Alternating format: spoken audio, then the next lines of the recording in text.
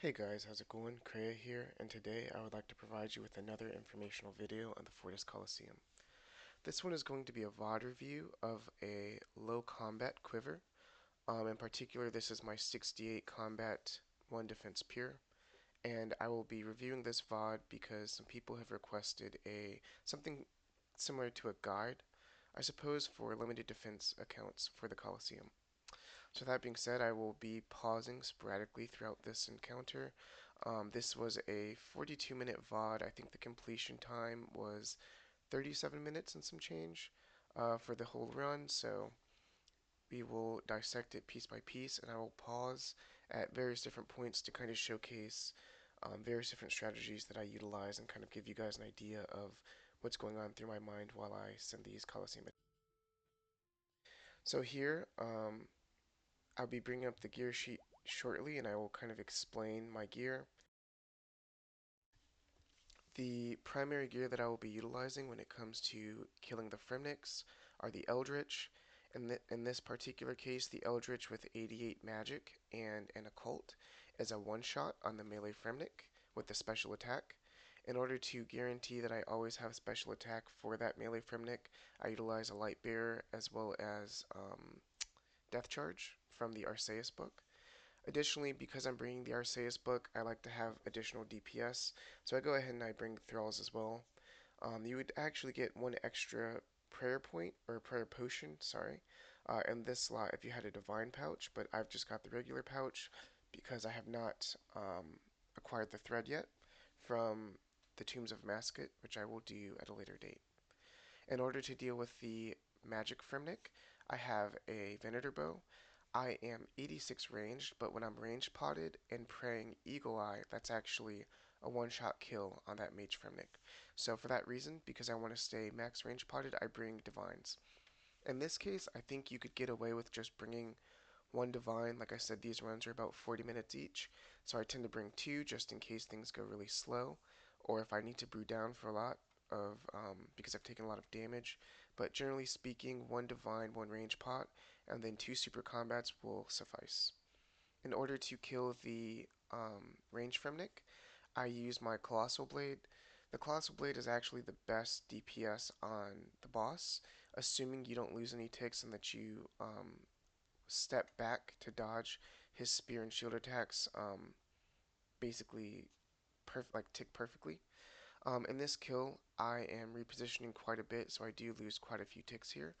And if that's going to be the case going forward for you guys, or you feel more comfortable, you could use a 4-tick weapon that actually feels a lot better than using the Colossal Blade to me, just because I can better gauge when I'm going to when I need to dodge after his 75% phase change, where he speeds up his auto attacks. But we'll get more into that later. For the rest of the gear, I've got T-Bow to deal with the Serpent Shaman, and really I'm T-Bowing everything. If I'm not T-Bowing, I'm using the Venator bow in order to speed up some of these solves. Uh, I don't really have any recommendations for things below that, just because, like I said, this account is pretty low in stats, so I want to have the boosts wherever I can to do the best DPS. I actually do have some napkin math on DPS. So let me go ahead and minimize this and actually bring up a display capture. Give me 1 second. So I'll open this Excel sheet, and then we'll bring this over here, and then we'll do this display capture right here, and we'll hide this for now. Actually, go ahead and blow this up, and then we'll hide it once we're ready. There we go. So specifically, I put together this little spreadsheet just to kind of aid me and assist me in understanding what kind of kill times I'm going to have, and to kind of prep me for, you know, how long it's going to take to kind of get through these waves. So basically all that I kind of do in this spreadsheet is I've calculated multiple different setups. The setup that I'm utilizing in this video is the T-Bow prayer setup. So that's going to be maximizing my prayer bonus, which is I believe plus 17 with this set. And compared to Shadow and T-Bow in max range, so that would be a Ranger Tunic and ranger boots, etc. It's actually slightly less DPS by zero point 0.3. However, it gives me the ability to have a lot more prayer going throughout the waves. I don't have to be as conservative with my prayer flicks. So I actually kind of DPS calced all of these, and then you can see here that I chose, actually I chose the T-Bow max ones here, but let me go ahead and throw in the time to kill for the T-Bow prayer set.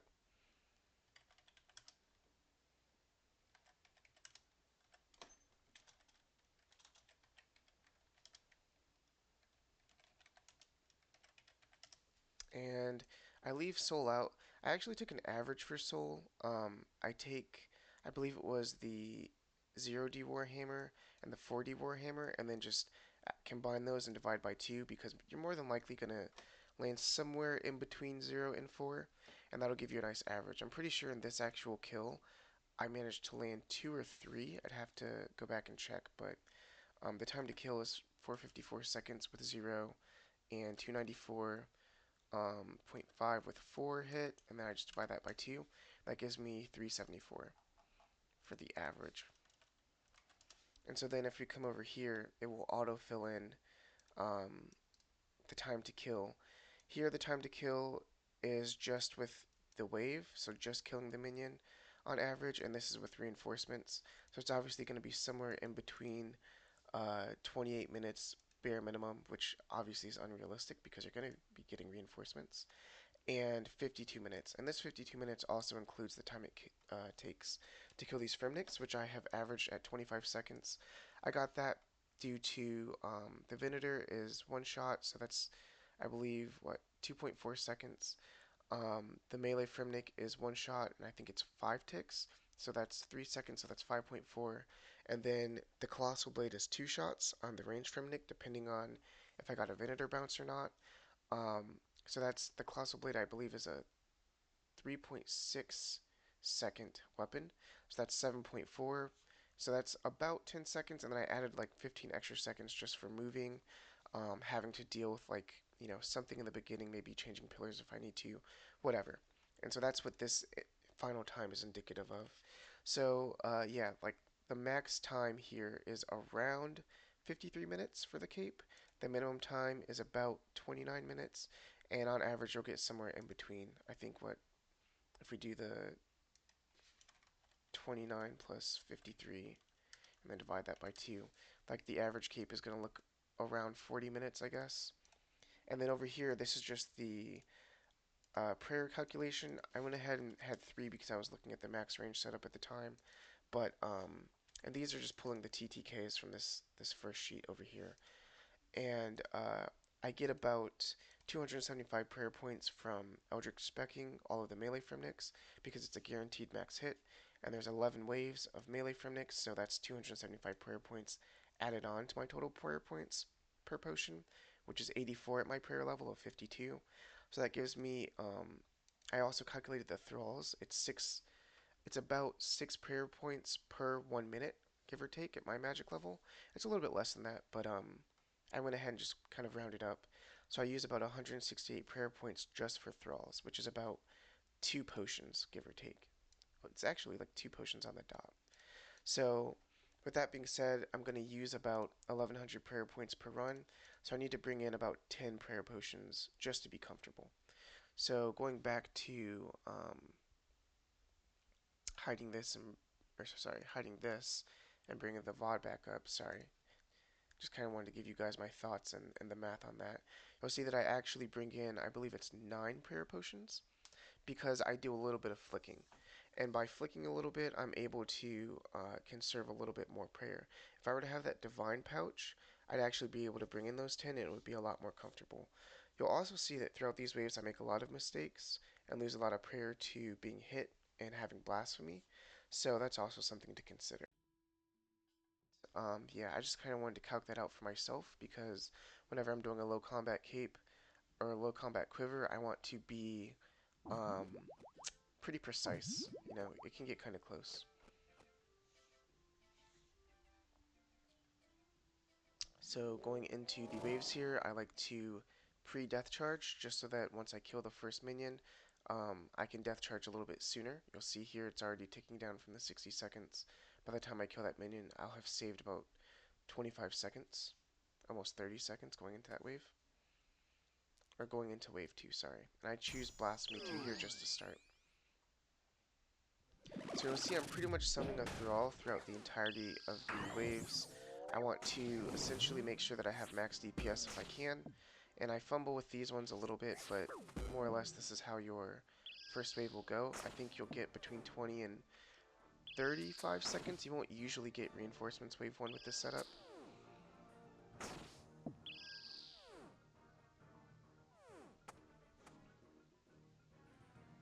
So, look here. It's always between Blasphemy and Relentless. We never really want to take Quartet.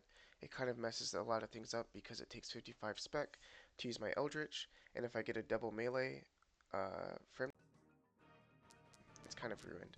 So in this case, I just stick with Blasphemy 2 and keep going. Also, if you click the B5 tile and then immediately click back when your true tile is back on the pillar, you will then be able to make it back here tick lossless, and these things out here won't be able to hit you for 3 ticks, I believe it is. So it's like a tick perfect run behind the pillar, and I kind of use that to kind of gauge what's coming up so that I can then adjust accordingly. So I kill that melee from Nick, I Venator down the Seer, and then I Colossal Blade. And I try to move just to mitigate the damage I take, because if you're moving, there's a chance that they won't hit you, depending on the tick that they see you, like when they're next to you, but, you know, sometimes you get hit, it's not a big deal.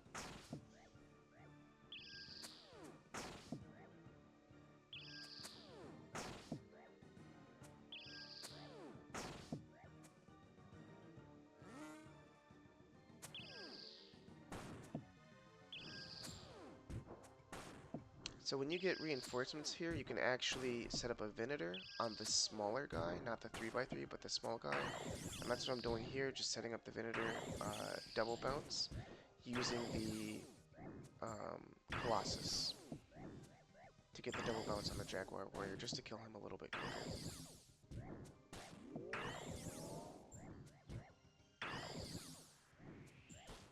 And as you can see, I'm pretty lax with my prayer.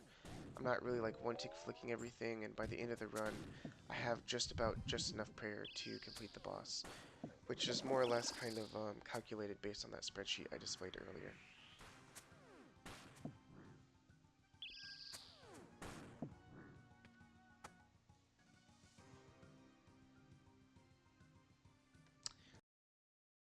Wave, it's not, or for this set of modifiers, it's not really ever going to be Solar Flare. You'll see that I utilize the pillars quite a bit for certain solves, so it's always going to be between Doom and Blasphemy. As you can see, I'm kind of debating, do I take Doom now or do I take it later? But I choose to just take Blasphemy 3 because as long as I'm not getting hit off prayer, it's not a big deal to have Blasphemy remain.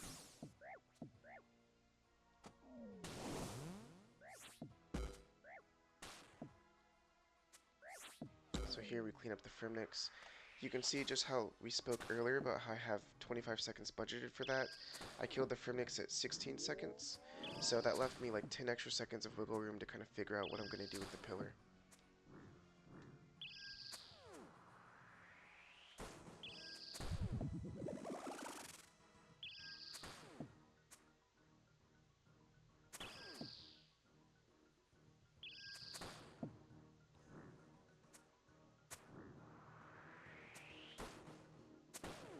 So here we've got the Jaguar reinforcement coming up. I'm just going to dodge back and forth between the southern section and the middle of the pillar to not get hit by the javelin toss. And then we're just going to keep it moving and then kill the Jaguar right after this. If you can't get a Venator setup, the blowpipe is actually the best DPS to kill the Jaguar with this setup.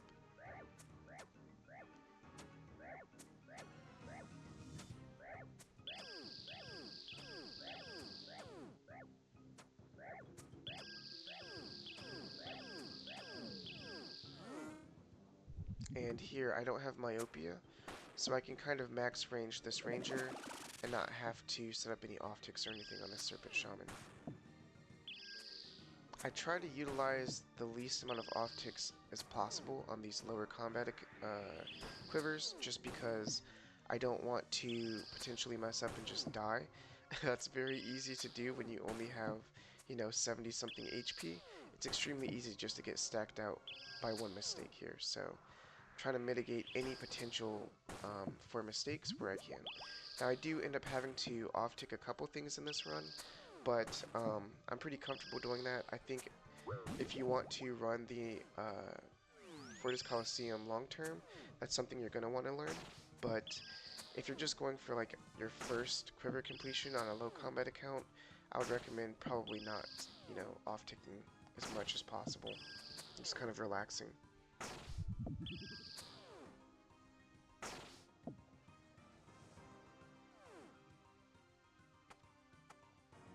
So I always like to have my inventory pretty organized. I'm kind of OCD about that to make sure that my switches are clean. And here you can see that I definitely take Doom as opposed to Solar Flare or Bees.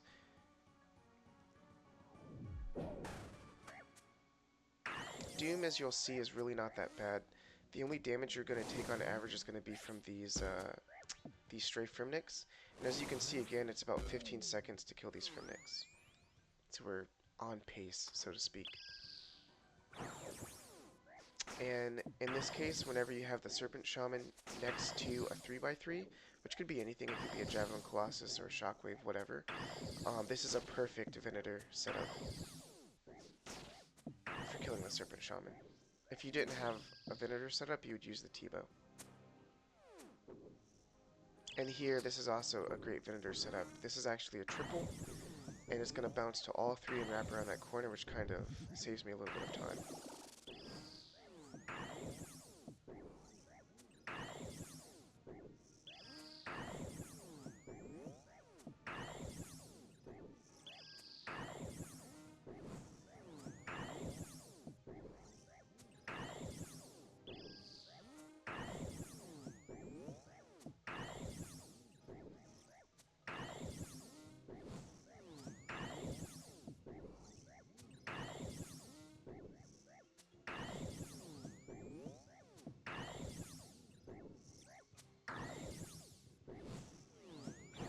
There you see we kill both of those reinforcements at the same time, and then we're able to just clean up this Manticore with the T-Bow.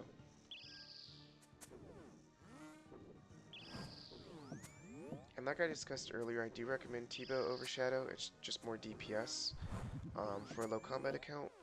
So Shadow splashes quite a bit, and also T-Bow is a 10-tile weapon on Rapid, whereas Shadow is only 8 tiles, so if you have to choose Myopia, that kind of screws you there.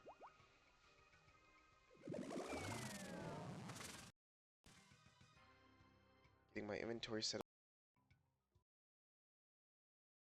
Bees, Frailty is actually a pretty valid option. That would take me down to 70 HP from 77, and that's honestly not that big of a deal. When it comes to low combat quivers, you're going to get stacked out, whether you're 70 HP or 77.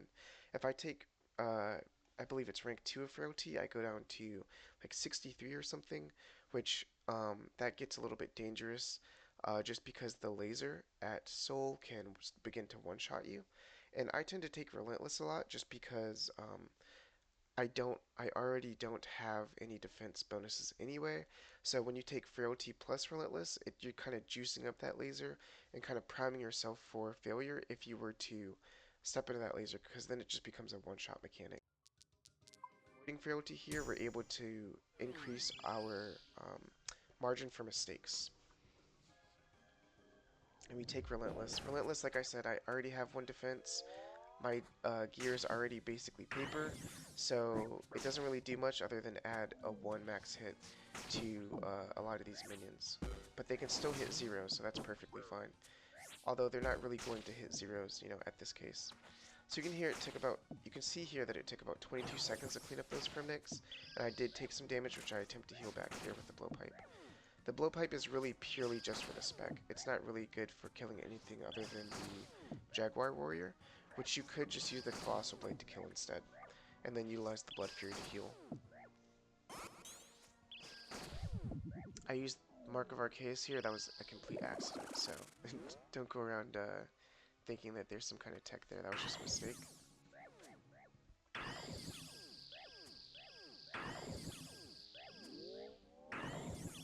And when you're bringing Death Charge as opposed to Ancients, you really want to kind of Death Charge off cooldown as long as you're not 100% spec.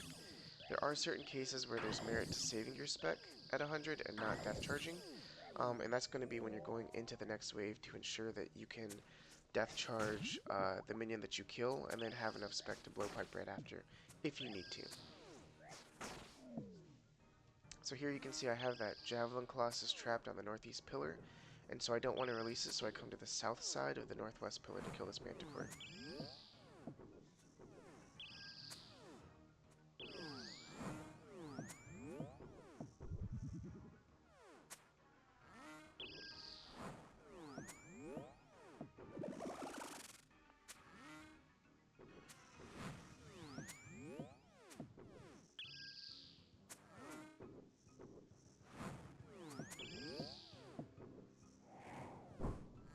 And here I'm just going north just to drag this Colossus out.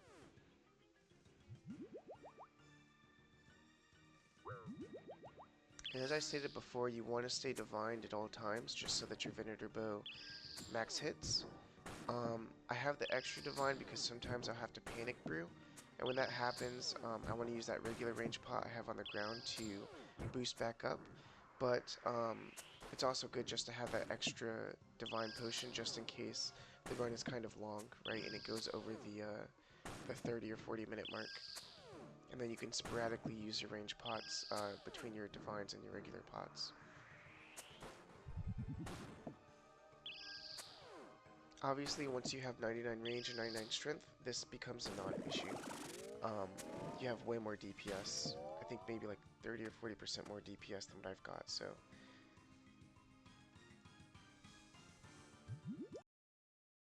These choices, I would actually be willing to take any of these. Volatility is probably the most annoying, just because when you have Doom, those explosions, sometimes you're forced to stand in them in order to not mess up a solve. Like maybe you've got something corner trapped or whatever, and if that's the case, you need to just, it's better to just eat the explosion than to run away and, you know, not take that potential doom stack. But in this case, I'm going to try to avoid it if possible because I also have Relentless 2 here, which is not that bad, as well as Manta Mayhem, which is a perfectly free invocation. It just doubles up its attacks, but the thing is, like, if we're going to get hit by the Manticore off prey, we're going to die anyway. It's not like it really changes anything at all, so that's a free invocation for us.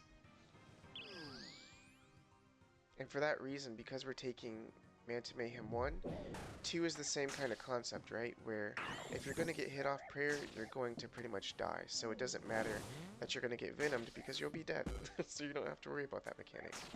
And if you hit all of the flicks correctly, you don't actually take any venom damage. So that's also a free invocation.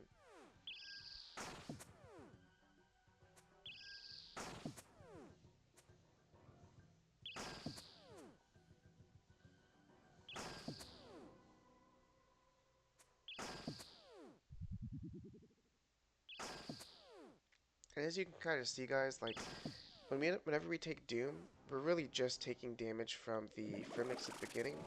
You're not really going to take 15 Doom stacks. If you're taking 15 Doom stacks, you're probably dead. Especially on a low defense, low HP account, you're going to die well before the 15 mark, so. Here I just set up this Venator. I send the blowpipe specs whenever I can, which I just did.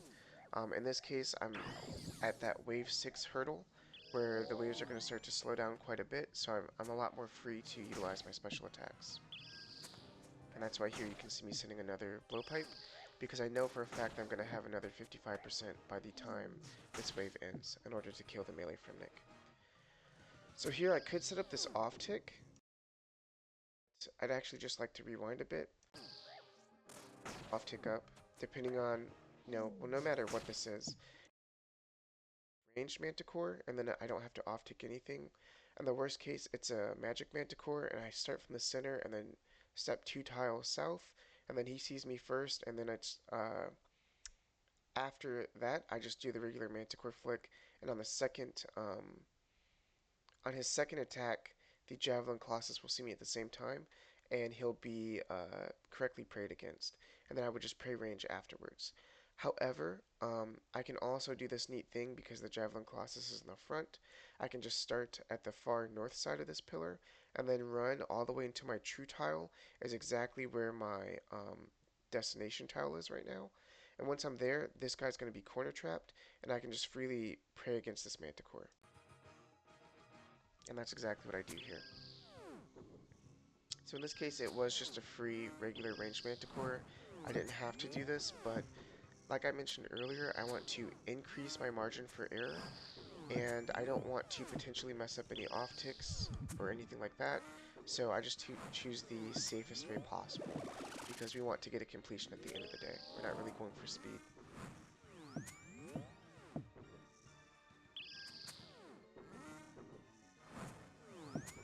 This is also a reason why I choose not to take Solar Flare. Solar Flare messes up a lot of these corner traps. You're also going to see me in this run utilize a corner trap to the south pillar when I need to bail, when I get a double south spawn. And when that happens, it's beneficial to not have to leave that corner and release whatever's corner trapped. You can see as soon as I step back, it releases this ranged Colossus, and then he's able to hit me, so I have to pray against him.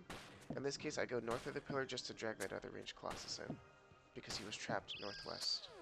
Or sorry, on the northeast pillar. My apologies.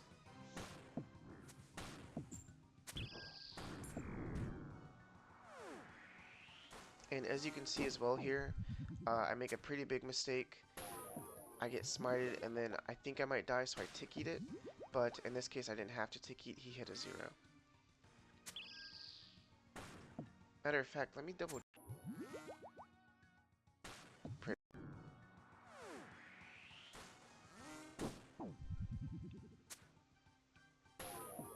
Oh, so I got my prayer up. It looks like maybe in time, yeah. So that wasn't a tick-eat. We're fine there.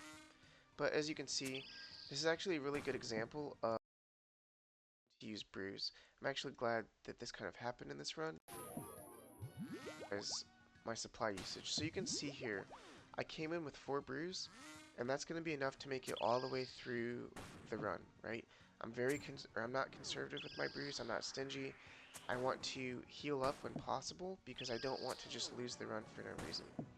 In this case, I took damage to something that was completely free and avoidable. It was a 46 just because I stepped out without my prayer up, which I shouldn't have done. And yeah, that was just a stupid mistake, but it's not the end of the world. We're able to recover.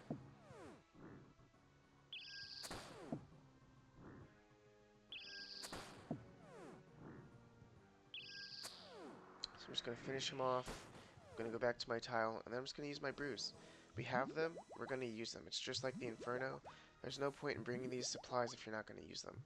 So I just use my brews, I heal up, and we're chilling.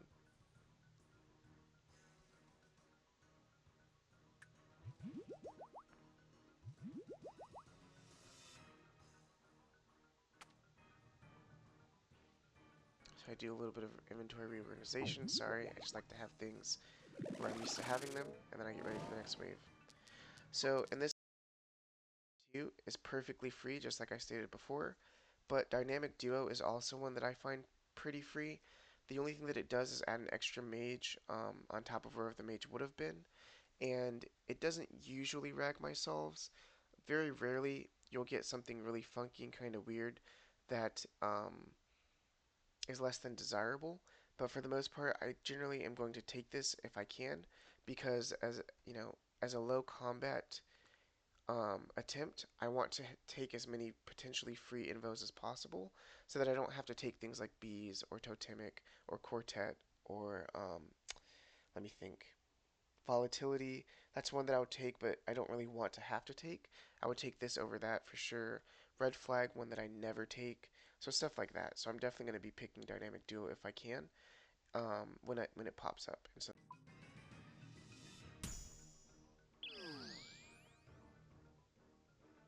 And here you can see it did add the extra Shockwave Colossus, and it's just a simple solve, you know.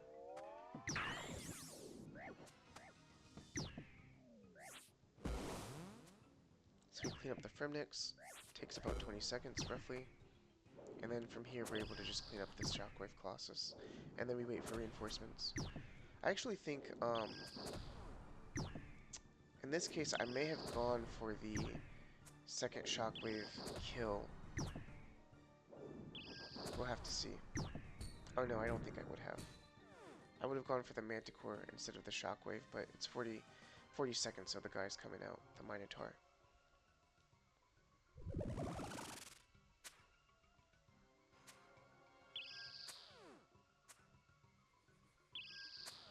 So here, once again, we're going to dump our specs whenever we can. It doesn't matter if we hit 0. We just don't want to be at 100 spec. We want to be able to utilize our death charge, and we want to throw out specs whenever we can. If I was low HP, I would be utilizing blowpipe specs instead of Eldritch specs.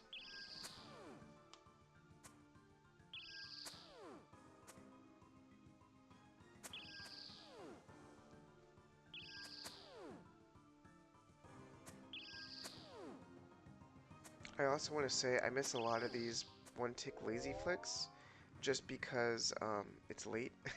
This is like, as you can see, this is right before the system update at like 4 a.m. So I'm pretty tired. I just kind of wanted to get this guide out for you guys, and I was not fully there, so forgive me for missing some of those lazy flicks. So here I set up the same kind of trap just so that I can deal with the Manticore by itself, just in case it happens to be a ranged Manticore. The Shockwave Colossus is especially dangerous to miss a flick on because he hits a lot harder than the ranged Manticore, and his attack is delayed, the animation is delayed. So what actually happens is you think that you got the flick, and then, you know, you don't realize until it's too late that you've missed it. I send my spec, but, you know, it doesn't hit, but it's fine. We just want to get rid of our special attacks so that we can utilize Death Charge.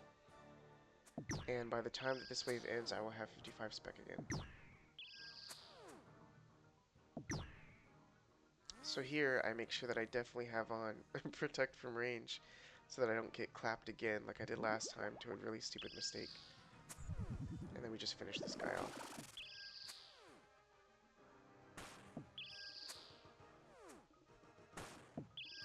And like I displayed earlier in the spreadsheet, we've kind of calculated how much prayer we can utilize for this run. We know that we have enough prayer to spam thralls all run, so that's exactly what we're going to do.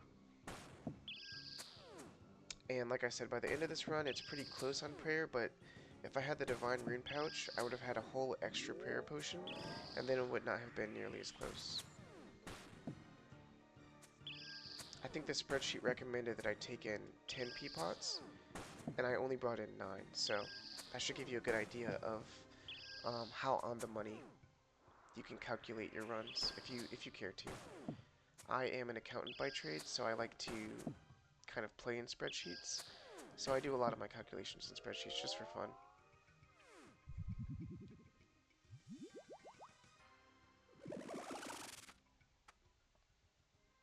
So I prep my inventory, my spec, and let's see what we get for invos. Doom 2, Frailty, and Manta Mayhem 2. So like I said, Doom is not a big deal. You could actually take Doom 2, but like I also said, Manta Mayhem is completely free. You never actually take the Venom damage if you don't miss any Manticore flicks, and on a low combat account, you cannot miss Manticore flicks or you're dead. So for that reason, my logic is kind of, if I'm going to miss a flick, I'm dead anyway, so I may as well take this. Never gonna get Venomed as it is.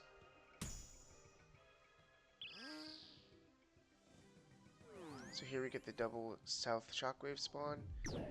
We just deal with Fremnix like usual.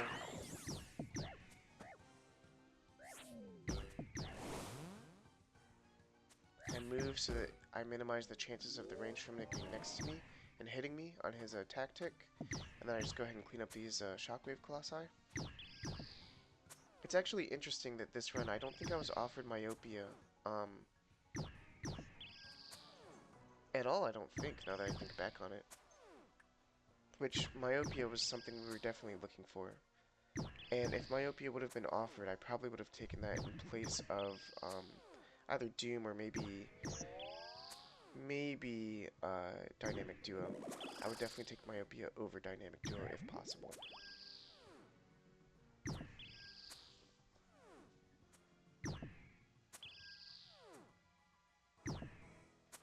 We're just missing some casual lazy flicks here because I'm tired.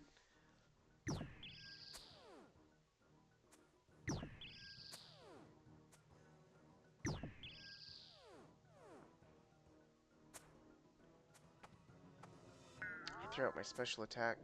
In this case, I was considering the blowpipe, but I figured I would send the Eldritch just in case because why not? Sometimes it hits.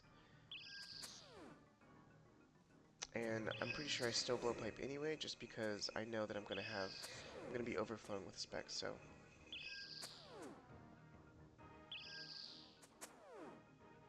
And here, the Manticore is behind the Javelin. So I'm just going to do the exact same thing and kind of set up this Manticore, the single Manticore flick, and this Javelin Colossus corner trap. Just makes things really chill, very easy, extremely brain off.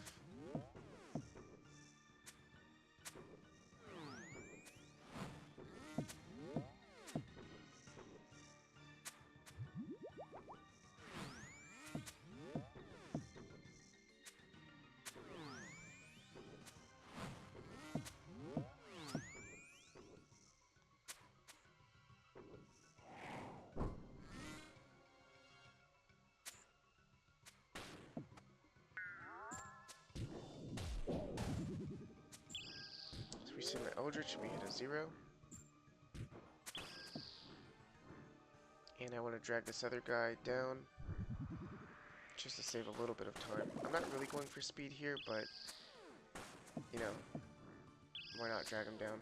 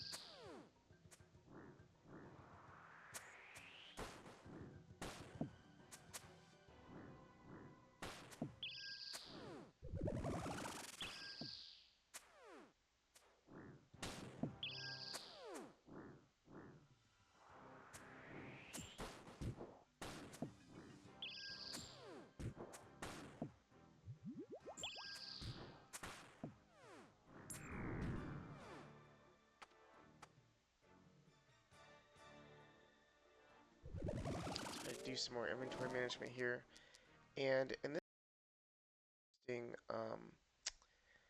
it's an interesting set of invos because, well, outside of bees, which we never take, re-entry we know we can take later, but we have, I'm pretty sure, some pretty dangerous waves coming up because wave 10 and 11 have the Serpent Shaman in addition to the Minotaur, and when that happens, you really don't want to be under the pressure of a DPS race, and that's what reentry is.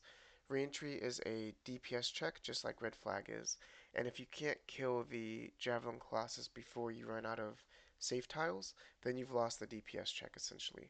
So, I'm willing to take reentry on maybe wave 11, like going into wave 11, but probably not on wave 9 going into wave 10. So for that reason, I think I take Relentless too. Just 2 extra damage, and like I said, I've got no defense anyway. And this is a pretty chill wave because it is only 3 big minions. You're always going to get either one side or the other of the pillar that just has 1 minion. So you can kind of relax and just, you know, go to the side that has 1 minion. And take care of the Fremnix and then kill the 1 minion.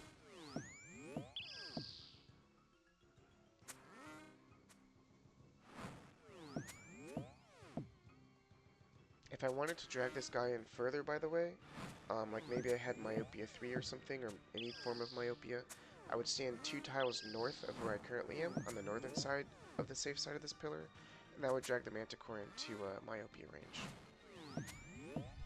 And as you can see as well, like even with Manta Mayhem 2, where he can Venom me, I'm not taking any off prayer hits, so I never get Venomed, it's never an issue. In this case, I don't send the death charge because I know I'm going to naturally regen. So I send my spec first and then I death charge. And I can get the natural regen plus the death charge regen.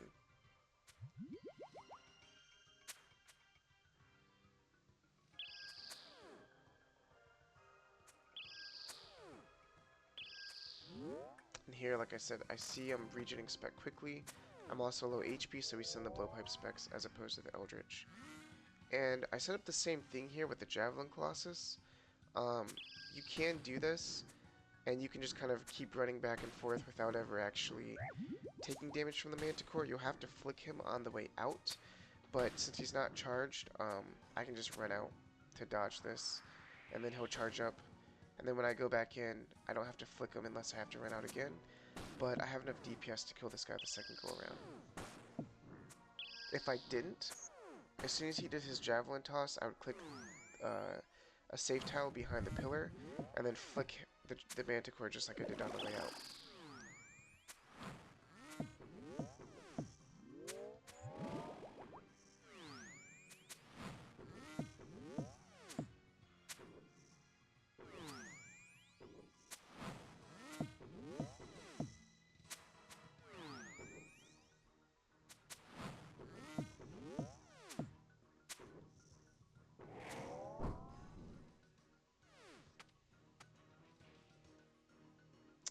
So I redo my inventory again because of the OCD. We have an interesting choice. So we're going into wave 10. We know we're going to get a Serpent Shaman with the Minotaur. And I know that I never really want to take Solar Flare because I'm going to have to be using these corner traps probably, right? So it's between Manta Mayhem 3 and Relentless 3. So Manta Mayhem 3, because you see how I deal with the Manticores, not really having to off-tick them, generally speaking, Manta Mayhem 3 is perfectly fine to take. It can rag some of your solves where you will have to then go to the south pillar, but we're doing that anyway a lot of the time, so I don't see that as a downside. On the other hand, Relentless 3, I already have no defense, as I said. It's just 3 more damage on top of the previous +2, so I'm more willing to take this one, especially because I know that I can potentially get Manta Mayhem 3 going into the boss, which is a completely free inventory or modifier because there is no Manticore on the boss. Think about that future-proof angle, and I'm thinking of taking Relentless 3 here so I can potentially take Manta Mayhem 3 going into the boss for free.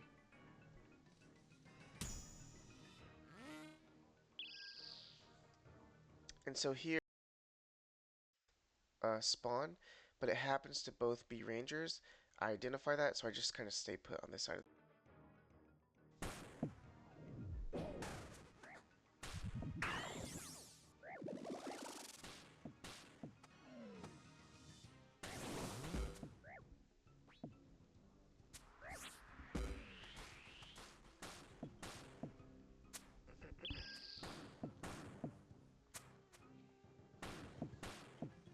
So here, as I DPS these guys down, you can kind of see about this being a DPS check, right? They're throwing their javelins, and I know that the Minotaur, if he got stuck, I can go out and utilize these 4 tiles. If I rag these 4 tiles with re-entry, I'm done. Like, I have to move to the other pillar, or I need to off-tick the Minotaur with these already off-ticked Javelin Colossus. And if it happens to be the Serpent Shaman in the front, that's sometimes worse. Especially if the Minotaur gets stuck. So in this case, the Serpent Shaman gets stuck. We didn't take re-entry, so we're fine. And I can just kind of dodge these while, you know, safe spawning the Minotaur.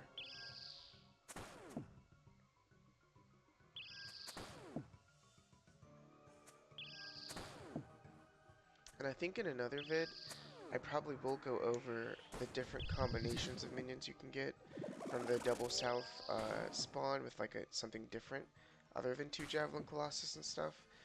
Just because I've encountered all of that, and I think that might be a good resource for people who are also pursuing low combat capes or quivers. But let me know what your thoughts are on that. Maybe that's not that useful. I know there's a lot of resources out there already for Colosseum, so I don't really think I'm providing anything that nobody else hasn't already provided.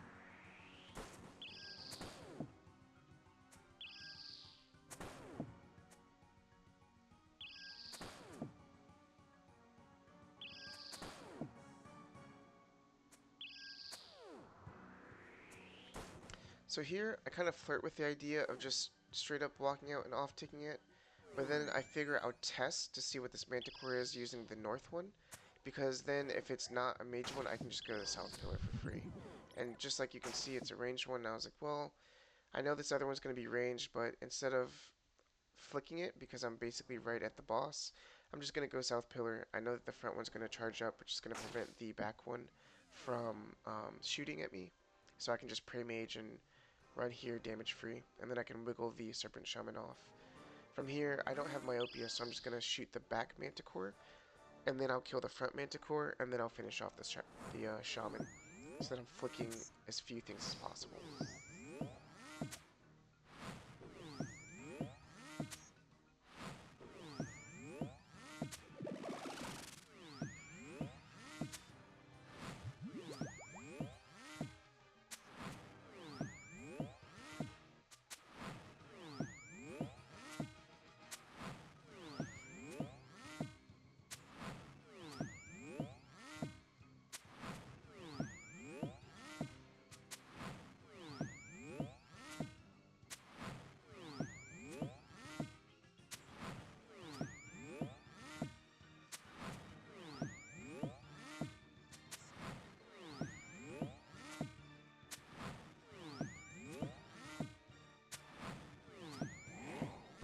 So we go ahead, we kill that Manticore, we're going to kill the front one, and then we're going to kill the Serpent Shaman. And I want to kind of emphasize how good it is to use these safer solves, just because I'm on a low combat account and I'm bringing in only 4 brews, right? So if I'm making big mistakes in a big way, I really eat through those brews that I want to use on the boss. So here you can see I even opt for the blowpipe spec. Maybe it'll hit, maybe it won't. In this case it doesn't, because, you know, when does it ever? And then we just kind of go back to our reset tile and finish off this Serpent Shaman. So still, the only time we've really fully used the brews when we needed to, or when we made that mistake, and here I just topped myself off going into wave 11, because there's no reason to just throw this wave for no reason. So I'm going to use that dose of brew. So this is right. Solar Flare, once again, I'm not going to choose because I want to be able to utilize my entire pillar if I need to.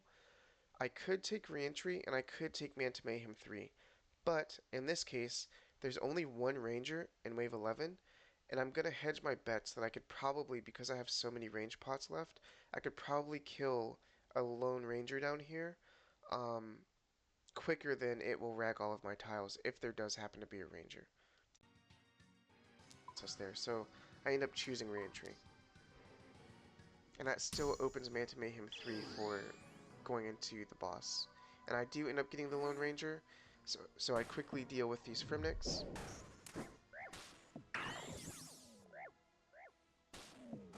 I'm trying to kill these guys as quickly as possible.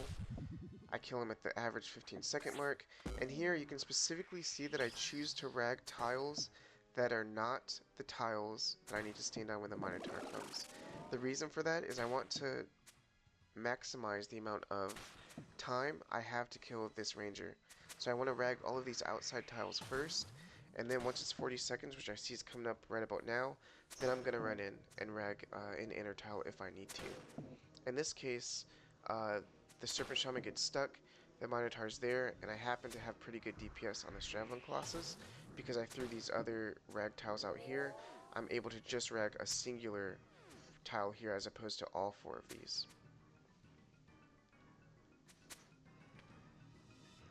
And here, this is the final wave, going right before the boss, so I want to dump all of my blowpipe specs, and then regen to 100 so I can send this to Warhammer. The solve for this wave is extremely free as long as I don't do anything stupid, right? These could be Mage Manticores, and then it's just a free triple stack on the Manticore on the south or north side, it doesn't matter. But why do that at all when I can just have the free pillar stack on the south and corner trap something if I need to. And that's exactly what I'm going to choose to do here. I'm just going to go ahead, I'm going to go south. It does happen to be a ranged Manticore, but it doesn't matter. And then I'm going to utilize that corner trap and then kill the Shockwave Colossus, just like I would on the northwest pillar. And from here, it's completely solved, and I don't need to take any more damage theoretically, right? There's no off-prayer damage that needs to occur, so I know that I have all of these brews to go into the boss with.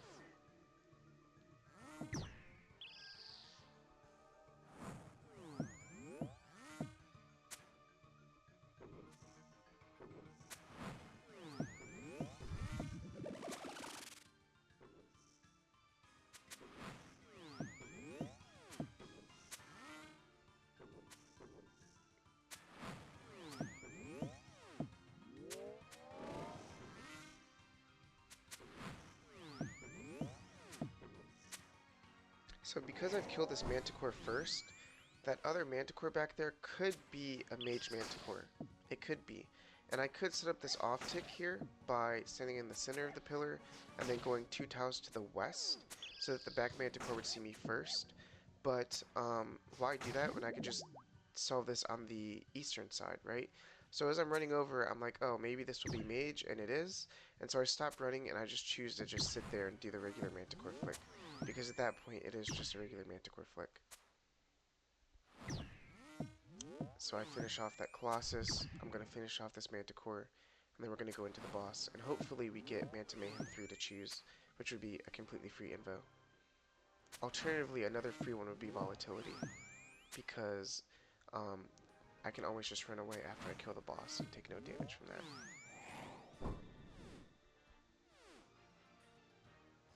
So in this case, we are offered Manta Mayhem 3, which is exactly what I was hoping to be offered. And I'm just going to do some rearrangement of my inventory and move things out of the way. Kind of redo my potions in a way that's comfortable for me to get all of the extraneous potions and things that I'm not going to need out of the way. And then I'm going to send the boss. And as you can see, I use that last brew dose to overbrew because I don't have frailty. I throw on my D-Warhammer because we're going to just be constantly D-Warhammer speccing. At 60 attack, you're extremely inaccurate, so you just want to spec throughout the kill to soften soul up. And I will say that I make a lot of mistakes on this boss, and I do go through all these brews, but even making mistakes, we're able to recover.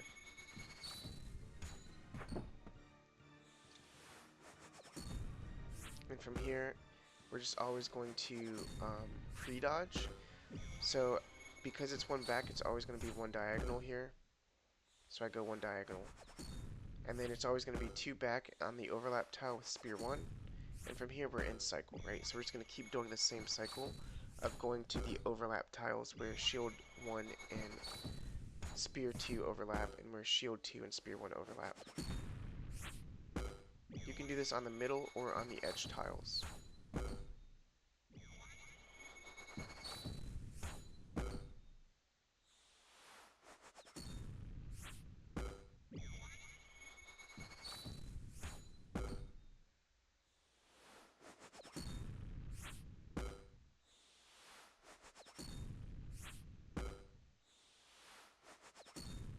As you can see, a lot of zeros.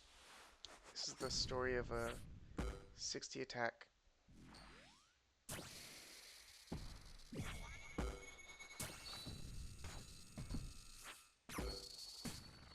So because he's going to parry here, it's always going to be Spear 1 right out the gate. So it's always going to be back 1 into diagonal 1. Or sorry. Let me go back.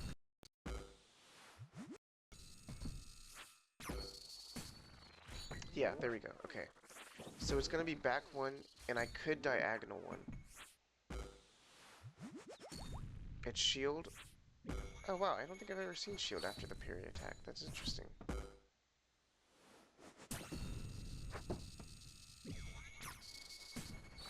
don't think I was paying attention to that. Food for thought. I think the advice I'd always been given was that it would always be spear.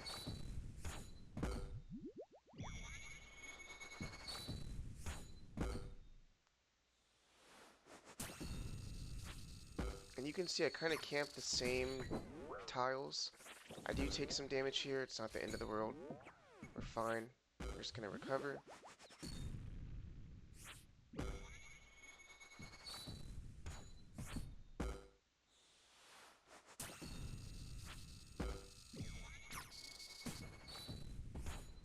My thought process here is to move to the edge so that I can rotate and kind of rag the other side if I need to. And here we go ahead and we rotate. There's a laser, so we're going to move. It's always better to prioritize the laser than the boss auto attack. And here I try to get the perfect parry just so that I can potentially get that max hit. But then I realized what actually stumbled me up here. Been better to use the D Warhammer on because it would guarantee that my next D Warhammer would hit. Then I mess up and lose track of the cycle trying to swap to the D Warhammer. So we just brew back up and we get back in cycle. And you can dodge into the laser. I believe 10 ticks. So if you click into the laser after it's already shot, you won't take any damage. If you click it before it shoots, you will take. That's important to know for when you need to dodge into lasers sometimes. So I just brew back up. I recombat.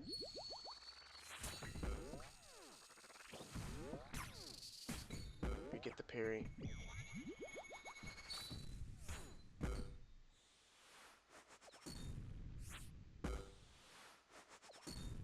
It's 2, so we go back 2. And from here, we're just back into cycle. I want to dodge that laser. And here's an important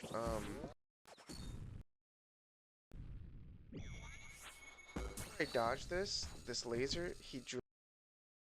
Now I only have one row to deal with. That means I can only go back 1 or diagonal 1. I cannot go back 2 and dodge shield 2 at this point. So now my priority is I need to get out of this corner, because whenever you're cornered, you're generally going to be in a bad spot, especially if there's like precarious lasers being sent as well. Because then you get put in a spot where sometimes you need to eat a boss auto attack by stepping under him to dodge a laser so you don't get one shot. And it's better to just not be in this situation. I find that I'm in the corner towards the north. However, he does his parry attack, and so after this third parry, I'm going to go ahead and move, and that's exactly what I do. From here, I just move to this corner, and I use this corner just like I would the center tiles.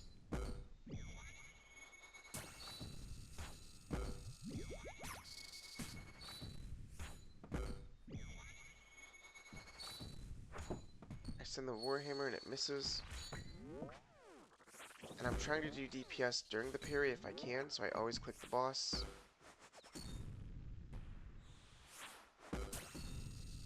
Here we've got more precarious lasers, but you can see I can dodge back. I think I missed. So I click back too soon when I eat that his auto attack. I make sure that I'm still in cycle before I brew. That's always more important, to be in cycle. And then I get the perfect parry for extra damage. And I'm going to slowly brew one movement at a time. So here, you can see I'm again. So I'm going to want to start rotating to the west side so that I can kind of get out of this corner. The moment that I no longer have 2 tiles to run back from, or back 2 for shield 2, I'm no longer. So I'm going to start like zigzagging my way to that other corner when I can.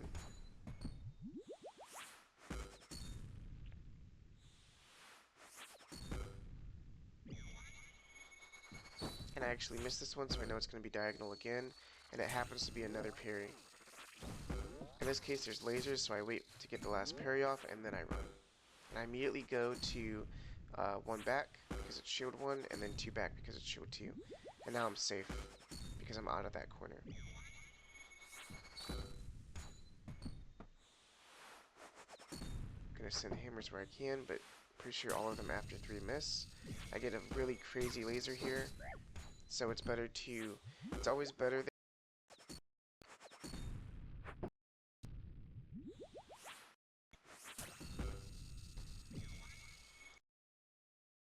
better to just eat this boss auto attack than it ever is to eat this laser because I could just get one shot attack, which is I think a 51 because I have Relentless 3.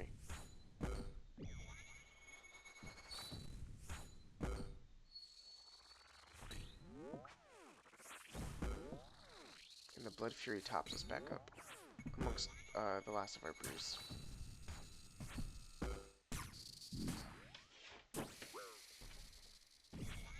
So as you can see, I still have 9 Doom stacks to go to die to Doom, but I don't have any brews, so I'm going to die being out of brews well before I were to die to Doom. And here I'm also getting cornered, so I'm just kind of slowly rotating if I can. And there's a crazy laser and I choose to rotate now. And I'm going to drag him, and then we dodge.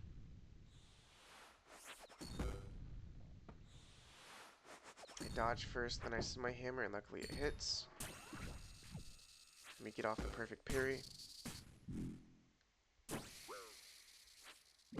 And now we're in enrage phase, so now it's just a matter of dodging lasers and getting parries and grapples, and that's it.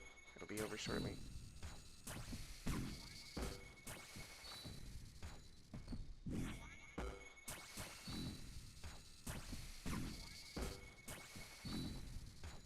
And as you can see, like, I'm getting ragged, but I don't panic. I just dodge lasers, and we hit him there. We kill him. So in that case, if that spear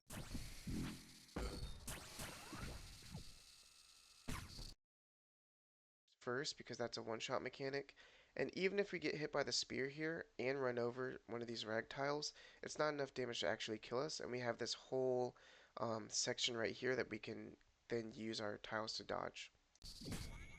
In this case, I happened to kill him on the way out, so it's fine, but you can see I was planning to dodge over there, and that's that. And this happens to be a PB of 37 minutes. So as you can see, it's a pretty straightforward, It is kind of difficult to get the learning curve down, but once you do, it's not too bad. You know, we got a 37-34 with 72 strength, so if your strength level is higher, you're going to have much better results. If you're higher than the 87 range, you're going to have better results. And if you've got more than 60 attack, you'll definitely have better results. Let me know if you guys would like to see another video with different solves. I know this run was pretty chill, kind of relaxed, but there are some more hectic runs that I have had that I would love to showcase off. So if that's the case, let me know. Other than that, I'm going to go ahead on my closing and once again promote the PVM clan that I'm in, Precision PVM. I'll leave the Discord link in the video description, but there are a lot of great mentors there who have taught me a lot of great things, and I would not be the player that I am today if I didn't have a lot of those guys to bounce, really good, or to bounce my ideas off of and get really good info as far as everything in-game related. So the minimum requirement to join is B gloves, so if you're still pretty green to PVM, don't feel like you're not able to join. We take people in from B gloves and turn them all the way to Blorva, Blorva, Inferno, Fortis, Colosseum, Quiver gamers. So come one, come all. That's the last plug I'll throw in for there, though. I hope this was hopefully a helpful video for you guys going for your low combat Quiver. And if you have any questions, let me know. Alright, have a good one.